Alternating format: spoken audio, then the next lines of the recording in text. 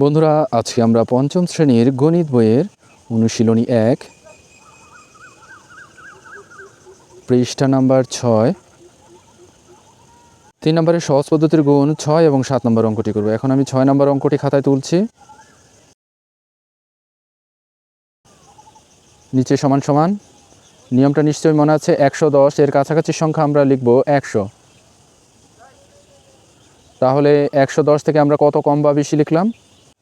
110 থেকে আমরা 10 কম লিখেছি, তাই 100 সাথে 10 যোগ করে দেব। এবার 110 আর 100 যোগ 10 একই সংখ্যা, এটা প্রথম বন্ধনী দিয়ে আটকে দিলাম, গুণ 290। এবার নিচে সমান সমান 100 গুণ 290, প্রথম বন্ধনী দিয়ে আটকে দিলাম। এবার এই যোগ চিহ্নটা এখানে বসাবো।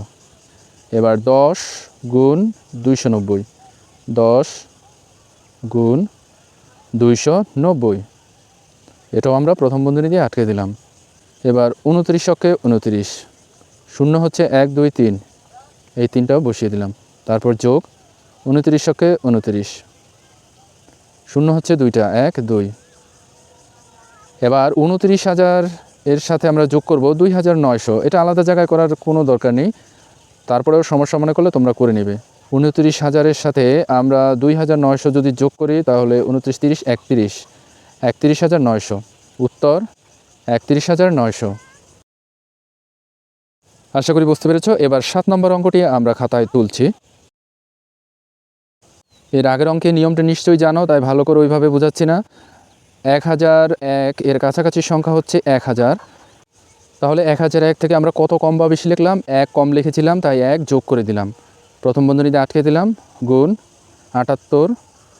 এবার নিচে এই 1000কে 78 দিয়ে গুণ করব, 1000 গুণ 78, প্রথম বন্ধনী দিয়ে আটকে দিলাম। তারপর এই যোগ চিহ্নটা এখানে বসাবো, তারপর 1 গুণ 78। এবার আমরা গুণ করব নিচে 78কে 78, শূন্য হচ্ছে 1 2 3, 1 2 3, তারপর এই যোগ চিহ্ন বসাবো, তারপর 78কে 78। এবার 78,000-এর সাথে 78 যোগ করা খুবই সহজ, আলাদা জায়গায় করার দরকার নেই। 78,000 78, 78,000 78, উত্তরে এবার আমরা লিখব 78,000 78। আশা করি বন্ধুরা বুঝতে পেরেছ। পরবর্তী ভিডিও পেতে চ্যানেলটি সাবস্ক্রাইব করে পাশে থাকা বেল আইকনটি বাজিয়ে দিও। ধন্যবাদ।